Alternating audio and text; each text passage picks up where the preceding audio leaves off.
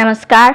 ये महाभारत कथा पूरी तरह से वेद व्यास महाभारत के ऊपर आधारित है। यदि आप इसका निरंतर श्रवण करते रहना चाहते हैं तो इस चैनल को सब्सक्राइब जरूर कर लें और आगे आने वाले सभी पॉडकास्ट के नोटिफिकेशन के लिए बेल आइकन को भी जरूर से प्रेस कर दें। अब हम सुनेंगे सौप्तिक पर्व। तीनों महारथियों का एक वन में विश्राम करना और वहां अश्वत्थामा का पांडवों को कपटपूर्वक मारने का निश्चय करके कृपाचार्य और कृतवर्मा से सलाह लेना। नारायणम नमस्कृत्य नरम चैव नरोत्तमम देवीं सरस्वतीं व्यासं ततो जयमुदीरयेत्। अंतर्यामी नारायण स्वरूप भगवान श्री कृष्ण, उनके सखा नररत्न अर्जुन, उनकी लीला प्रकट करने वाली भगवती सरस्वती और उनके वक्ता भगवान व्यास को नमस्कार करके आसुरी संपत्तियों का नाश करके अंतःकरण पर विजय प्राप्त कराने वाले महाभारत ग्रंथ का पाठ करना चाहिए। तब अश्वत्थामा, कृपाचार्य और कृतवर्मा ये तीनों वीर दक्षिण की ओर चल दिए और सूर्यास्त के समय शिविर के पास पहुंच गए। इतने में उन्हें विजयाभिलाषी पांडव वीरों का भीषण नाद सुनाई दिया। अतः उनकी चढ़ाई की आशंका से वे भयभीत होकर पूर्व की ओर भागे तथा कुछ दूर जाकर उन्होंने मुहूर्त भर विश्राम किया। राजा धृतराष्ट्र ने कहा, संजय, मेरे पुत्र दुर्योधन में 10,000 हाथियों का बल था, उसे भीम ने मार दिया। इस बात पर एकाएक विश्वास नहीं होता। मेरे पुत्र का शरीर वज्र के समान कठोर था, उसे भी पांडवों ने संग्राम भूमि में नष्ट कर दिया। इससे निश्चय होता है कि प्रारब्ध से पार पाना किसी प्रकार भी संभव नहीं है।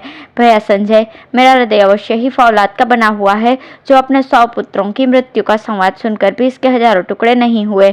भला आप पुत्रहीन होकर हम बूढ़े बुढ़िया कैसे जीवित रहेंगे? मैं एक राजा का पिता और स्वयं राजा ही था, 100 पांडवों का दास बनकर किस प्रकार अपना जीवन व्यतीत करूंगा? जिसने अकेले ही मेरे 100 के 100 पुत्रों का वध कर दिया और मेरी जिंदगी के आखिरी दिन दुखमय कर दिए, उस भीम की बातों को मैं कैसे सुन सकूंगा? अच्छा संजय, ये तो बताओ कि इस प्रकार बेटा दुर्योधन के अधर्म पूर्वक मारे जाने पर कृतवर्मा, कृपाचार्य और अश्वत्थामा ने क्या किया?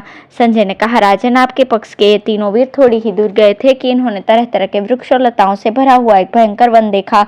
वहां थोड़ी देर विश्राम करके उन्होंने घोड़ों को पानी पिलाया और थकावट दूर हो जाने पर उस सघन वन में प्रवेश किया। वहां चारों ओर दृष्टि डालने पर उन्हें एक विशाल वट वृक्ष दिखाई दिया, जिसकी हजारों शाखाएं सब ओर फैली हुई थी। उस वट के पास पहुंचकर वे महारथी अपने रथों से उतर पड़े और स्नान आदि करके संध्या वंदन करने लगे। इतने में ही भगवान भास्कर अस्ताचल के शिखर पर पहुंच गए और संपूर्ण संसार में निशा देवी का आधिपत्य हो गया।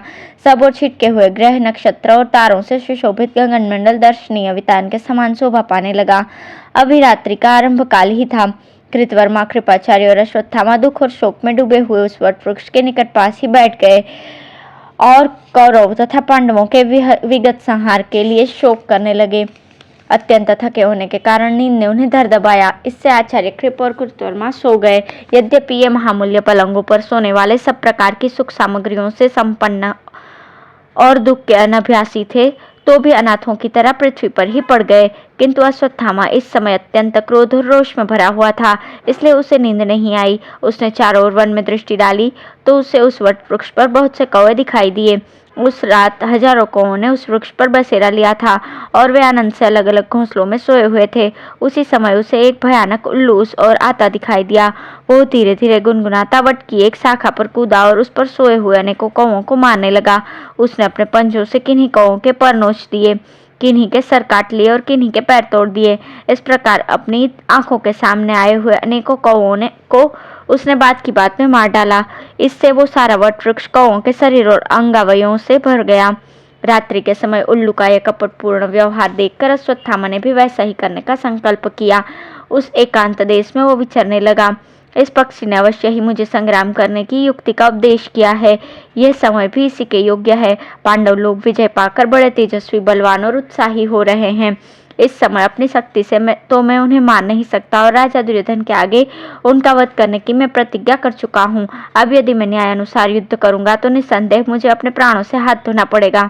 हाँ, कपट से अवश्य सफलता हो सकती है और शत्रुओं का भी खूब संहार हो सकता है। पांडवों ने भी तो पद पद पर अनेकों निंदनीय और कुत्सित कर्म किए हैं।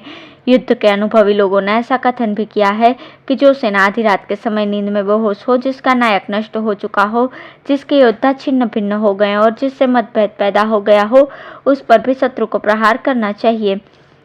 इस प्रकार विचार करके द्रोणपुत्र ने रात्रि के समय सोए हुए पांडव और पांचाल वीरों को नष्ट करने का निश्चय किया।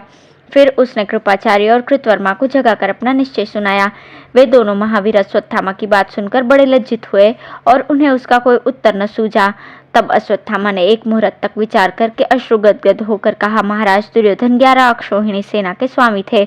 उन्हें अनेकों क्षुद्र योद्धाओं ने मिलकर भीम के हाथों से मरवा दिया। पापी भीम ने एक मूर्धाभिषिक्त सम्राट के मस्तक पर लात मारी। यह उसका कितना खोटा काम था। हाय, पांडवों ने कौरवों का सा भीषण संहार किया है कि आज इस महान संसार से हम 3 ही बच पाए हैं।